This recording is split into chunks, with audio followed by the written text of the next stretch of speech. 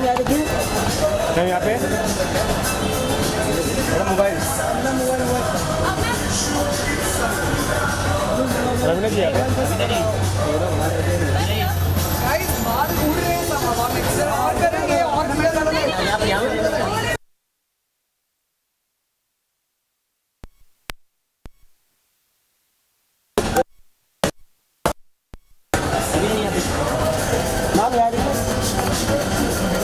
Ma'am look at ma'am madam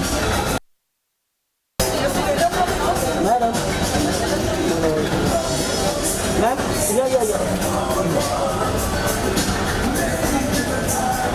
ma'am yes ma'am look at ma'am ma'am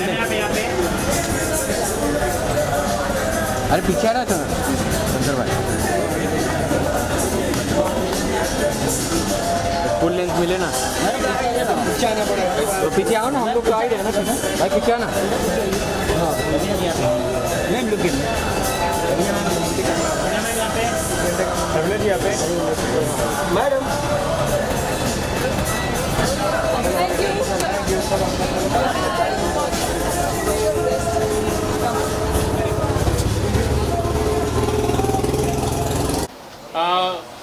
हम लोग आज इसीलिए यहाँ पर आए हैं क्योंकि आप लोग सेटल हो गए हैं, धन्यवाद। सो काजीरंगा नेशनल पार्क आपने सुना होगा। काजीरंगा नेशनल पार्क में राइनोसरस की तादाद पहले बहुत कम थी, अब थोड़ी बेहतर हो गई है, लेकिन और बेहतर करने की ज़रूरत है। इसीलिए एक अल्ट्रा रन ऑर्गेनाइज किया गया है। अगर हम अल्ट्रा रन की बात करें तो आपने मैराथन सुना होगा। मैराथन करीबन 42 किलोमीटर का रन होता है। मैराथन से 42 किलोमीटर से थोड़ा भी ज़्यादा हो तो उसको हम अल्ट्रा रन कहते हैं। तो ये जो रन है ये 52 किलोमीटर का रन है। इसके अलावा एक 26 किलोमीटर का एक रन है, एक 14 किलोमीटर का रन है और एक 5 किलोमीटर का है। तो ये इसको अनवाइंस काजीरंगा अल्ट्रा रन नाम दिया गया है और ये इसीलिए है क्योंकि राइनो कंजर्वेशन हो। इसको जो बेसिकली मेन ऑर्गेनाइज़र जो हैं वो निशिकांत दास हैं, जो अनवाइंस करके एक ट्रैवल डेस्टिनेशन चलाते हैं जो केवल नॉर्थ ईस्ट के 7 सिस्टर्स और एक ब्रदर।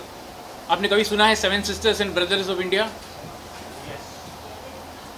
जो बेसिकली मणिपुर, मिज़ोरम, अरुणाचल प्रदेश, असम और Nagaland, Tripura, and there's one more, Meghalaya, and the brother is Sikkim. Okay. Yeah, that's a brother. 8 The states. 7 sisters and a brother. 7 sisters and a brother. that's how they refer that region. तो ये north east है। मतलब हमारे जैसे अभी हाल ही में एक film में भी मेंशन किया गया था कि लोगों को स्टेट्स क्या उनके कैपिटल्स से बीच में भी कंफ्यूजन हो जाता है। तो इसीलिए इसके बारे में हमारे ही देश के बारे में हमारे देशवासियों को ज्ञान देने के लिए अनवाइंस चलाया गया है। ये जो ऑर्गेनाइजेशन है ये ट्रैवल ऑर्गेनाइजेशन है जो चलता है। और प्राइमरली अगर मैं आपको एक कहानी बताता हूँ। नागालैंड में एक बॉर्डर पे एक बंदे रहते हैं, वो उस विलेज के उस कबीले के चीफ हैं। उनका जो घर जहाँ पड़ता है वो अगर रात को सो जाएं इंडिया में और करवट लें तो अगले दिन वो म्यांमार में उठेंगे। So these are the kind of locations that the agency which is backing this run is doing. So Nishikant Das is the person who had set up this agency.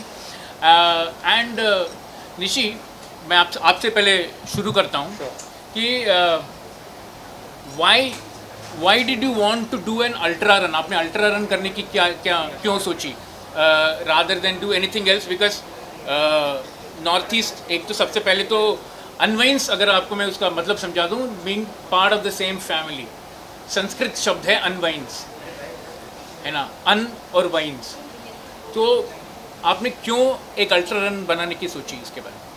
So Unwind is dedicated to Northeast, right? Our objective was to promote this part of the region, which I think 99% of Indians are not aware of. They have all kinds of perceptions, and some of them are very obsolete. So our endeavor was to present the right picture of Northeast India, and Kaziranga is like a face of Northeast, right? It is home to the rare one-horned rhinoceros.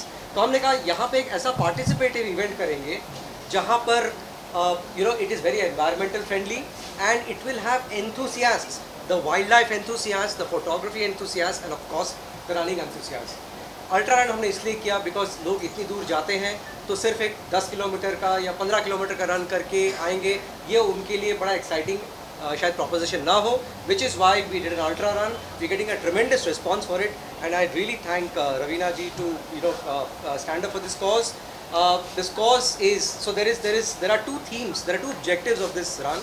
One is of course to promote Northeast India, take this opportunity to showcase that region, and second is to sensitize people on the conservation of rhinos. So rhinos, एक ज़माने में the numbers had plummeted big time, and then in the last 15-20 years, this animal, this glorious beast has been faced with tremendous amount of poaching. अब ये जो है ये initiative the local authorities का, that has started taking shape और numbers अब धीरे धीरे stabilize हो रहे हैं. हम ये रन के ज़रिए हम उनको अपनी solidarity express करना चाहते हैं, and we want to contribute to the conservation. So what we've announced is that this is the first edition, this is the first ultra run in Assam. So what we are saying is that any funds that we collect over the expenses of the run will be contributed and dedicated to the conservation authorities, rhino conservation authorities. So Nishikant क्या को आपने सुना, निशिकांत एक banker थे, 20 साल banker थे और उसके बाद बैंकर ट्रैवल करने लगे नॉर्थ ईस्ट में, और तब उन्होंने डिसाइड किया कि यार नॉर्थ ईस्ट को लोगों तक पहुंचानी है. तो इसीलिए उन्होंने काफ़ी लोगों की मदद दी है. जैसे हमको सपोर्ट मिला है बंधन बैंक से. बंधन बैंक एक नया बैंक है, it's a very young bank, but still it has got a pan India presence. आजकल पैन इंडिया शब्द आपने बहुत सुना होगा. Pan India presence in 34 states and union territories with a network of over 5,640 outlets catering to more than 2.69 crore customers. So they are basically presenting this event for us. They are helping us do this event. And I don't think I can see Ritesh Mehta from the bank. वो भी पत्रकार थे हमारे और आपके जैसे पहले जी business में काम करते थे, and later he worked in State Bank, GMR Infrastructure, Yes Bank, and currently he is the Vice President and Head of the Corporate Communications at Bandhan Bank. Ritesh, can we see you somewhere?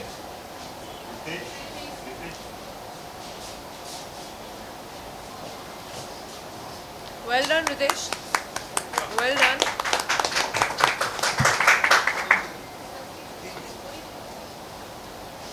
चलिए. Yeah, can you just come a little आगे, please? So we also have HDFC Ergo, which is a general insurance company. They have also come on board. It's basically the primary insurance entity of Munich Re Group of Germany, and they've also helped us support the event in a very, very big way. We have they are the wellness partner for the event, and we have Shilpa Desai here from HDFC Ergo. Shilpa is the head of marketing for HDFC Ergo. Hello. Thank you, Shilpa. She's also held leadership roles in marketing for ICICI, IDFC, Fullerton India Credit Company, and she's a engineer graduate and holds an MBA in marketing. So फिर भी उसके बावजूद भी आज के date में जो digital चल रहा है, तो she is pursuing a PhD in digital marketing in Bombay. So we also have HDFC Life, who's also supporting us as the life insurance partner for this event. क्योंकि आप इतना दौड़ करोगे तो इंश्योरेंस तो बेस्ट पॉलिसी हो जाता है. इनके अलावा हमारे पास ministry of north east development region है, एम डोनर बोलते हैं, जो सारे 8 स्टेट्स का ख्याल रखते हैं. वो मिनिस्ट्री हमको सपोर्ट कर रही है.